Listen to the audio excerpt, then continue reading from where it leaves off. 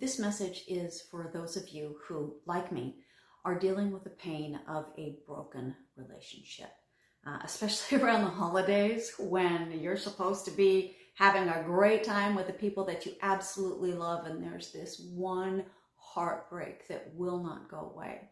So this message is also to those of you who, like me, have done everything in their power to fix the relationship, to make amends, to bridge that gap, and it has been rejected at all places. I want to let you know how, as a woman of faith, I am dealing with this, but I also want to give you all who do not have a faith some tools to deal with it, because it is painful.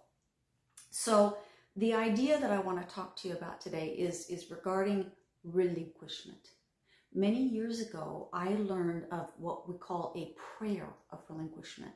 And that is the idea of giving this painful, ongoing situation to an omnipresent God who is also all-loving. To know that even though I have not seen my beloved, and I'm not talking about Travis right now, I'm just using that term for this person, though I have not seen my beloved for a couple of years and have not even spoken to them for a couple of years, I know that God is actually right there with them right now. He's all-seeing and all-knowing. He knows exactly what's going on.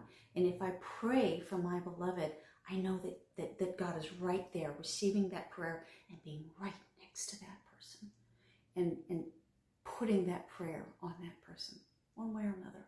It gives me a lot of hope. I also know that my God is omnipotent, meaning all-powerful, and that though I cannot heal this relationship, God can. And in his timing, if he chooses, and remember, we are all as humans given free will, so it's not always all up to God, it's also up to us humans.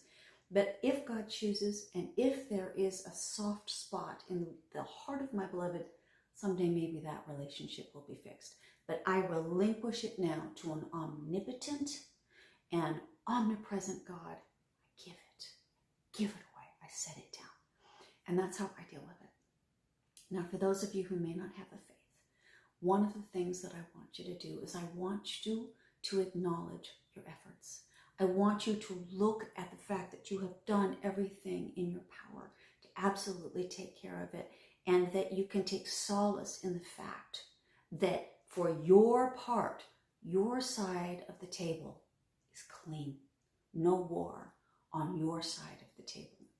The second thing I want you to do is I want you to name the pain. I want you to speak it out loud if you can. Go somewhere where you can be alone and comfortable with speaking out loud and speak it. I want you to write it down if you can. And I want you to do that because a pain spoken oftentimes loses a certain amount of its power over us when it is spoken.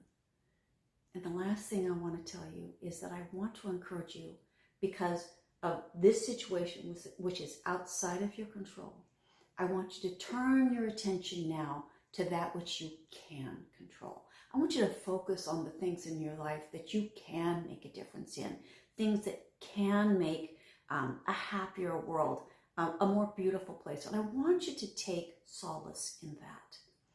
If you are of faith, give that prayer of relinquishment to an omnipotent and omnipresent God who is all-loving. And if you do not have faith, I want you to rest in the fact that you have done everything that you can and focus on that which you can control. Relinquish it, people. If you've done everything you can, relinquish it. Set it down.